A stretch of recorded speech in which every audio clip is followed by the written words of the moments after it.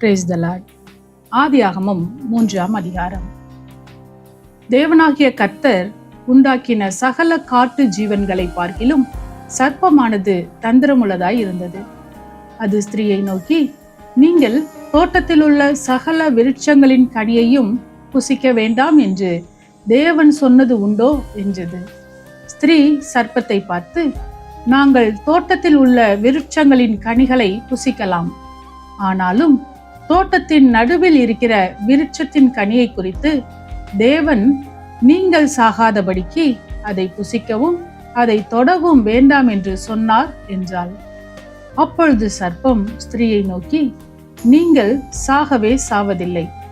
நீங்கள் இதை புசிக்கும் நாளிலே உங்கள் கண்கள் திறக்கப்படும் என்றும் நீங்கள் நன்மை தீமை அறிந்து தேவர்களைப் போல் இருப்பீர்கள் என்றும் தேவன் அறிவார் என்றது.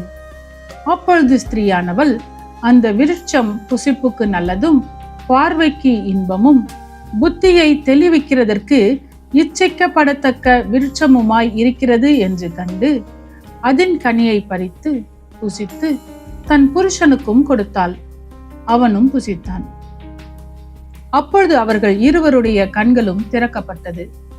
அவர்கள் தாங்கள் நிர்வாணிகள் என்று அறிந்து அத்தி இலைகளை தைத்து தங்களுக்கு அரைக்கச்சைகளை உண்டு பண்ணினார்கள்.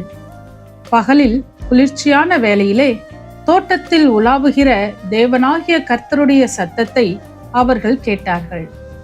அப்பொழுது ஆதாமும் அவன் மனைவியும் தேவனாகிய கர்த்தருடைய சந்நிதிக்கு விலகி தோட்டத்தின் விருட்சங்களுக்குள்ளே ஒளித்து கொண்டார்கள். அப்பொழுது தேவனாகிய கர்த்தர் ஆதாமை கூப்பிட்டு, நீ எங்கே இருக்கிறாய் என்றார். அதற்கு அவன், நான் தேவரீருடைய சத்தத்தை தோட்டத்திலே கேட்டு நான் நிர்வாணியாய் இருப்பதினால் பயந்து ஒளித்து கொண்டேன் என்றான். அப்பொழுது அவர், நீ நிர்வாணி என்று உனக்கு அறிவித்தவன் யார்? புசிக்க வேண்டாம் என்று நான் உனக்கு விலக்கின விருட்சத்தின் கனியை புசித்தாயோ என்றார். அதற்கு ஆதாம், என்னுடனே இருக்கும்படி தேவரீர் தந்த ஸ்திரீயானவள் அவ்விருட்சத்தின் கனியை எனக்கு கொடுத்தால் நான் புசித்தேன் என்றான். அப்பொழுது தேவனாகிய கர்த்தர் ஸ்திரீயை நோக்கி, நீ இப்படி செய்தது என்ன என்றார். ஸ்திரீயானவள், சர்ப்பம் என்னை வஞ்சித்தது, நான் புசித்தேன் என்றாள். அப்பொழுது தேவனாகிய கர்த்தர் சர்ப்பத்தை பார்த்து, நீ இதை செய்தபடியால் சகல நாட்டு மிருகங்களிலும் சகல காட்டு மிருகங்களிலும் சபிக்கப்பட்டிருப்பாய்.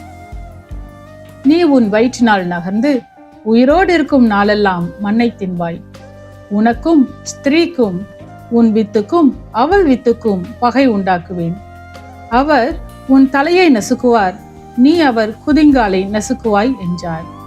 அவர் ஸ்திரீயை நோக்கி, நீ கர்ப்பவதியாய் இருக்கும்போது உன் வேதனையை மிகவும் பெருக பண்ணுவேன். வேதனையோடே பிள்ளை பெறுவாய். உன் ஆசை உன் புருஷனை பற்றி இருக்கும், அவன் உன்னை ஆண்டு கொள்ளுவான் என்றார். பின்பு அவர் ஆதாமை நோக்கி, நீ உன் மனைவியின் வார்த்தைக்கு செவி கொடுத்து புசிக்க வேண்டாம் என்று நான் உனக்கு விலக்கின விருட்சத்தின் கனியை புசித்தபடியினாலே பூமி உன் நிமித்தம் சபிக்கப்பட்டிருக்கும். நீ உயிரோடு இருக்கும் நாளெல்லாம் வருத்தத்தோடே அதன் பலனை புசிப்பாய். அது உனக்கு முள்ளும் குறுக்கும் முளைப்பிக்கும். வெளியின் பயிர் வகைகளை புசிப்பாய். நீ பூமியிலிருந்து எடுக்கப்பட்டபடியால் நீ பூமிக்கு திரும்பும் மட்டும் உன் முகத்தின் வேர்வையால் ஆகாரம் புசிப்பாய். நீ மண்ணாய் இருக்கிறாய், மண்ணுக்கு திரும்புவாய் என்றார். ஆதாம் தன் மனைவிக்கு ஏவாள் என்று பெயரிட்டான். ஏனெனில் அவள் ஜீவனுள்ளோருக்கெல்லாம் தாயானவள். தேவனாகிய கர்த்தர் ஆதாமுக்கும் அவன் மனைவிக்கும் தோல் உடைகளை உண்டாக்கி அவர்களுக்கு உடுத்தினார். பின்பு தேவனாகிய கர்த்தர், இதோ மனுஷன் நன்மை தீமை அறியத்தக்கவனாய் நம்மில் ஒருவரை போல ஆனான். இப்பொழுதும் அவன் தன் கையை நீட்டி ஜீவ விருட்சத்தின் கனியையும் பறித்து புசித்து என்றைக்கும் உயிரோடு இராதபடிக்கு செய்ய வேண்டும் என்று அவன் எடுக்கப்பட்ட மண்ணை பண்படுத்த தேவனாகிய கர்த்தர் அவனை ஏதேன் தோட்டத்திலிருந்து அனுப்பிவிட்டார். அவர் மனுஷனை துரத்திவிட்டு ஜீவ விருட்சத்துக்கு போகும் வழியை காவல் செய்ய ஏதேன் தோட்டத்துக்கு கிழக்கே கேருபீன்களையும் வீசிக்கொண்டிருக்கிற சுடரொளி பட்டயத்தையும் வைத்தார். ஆமென்.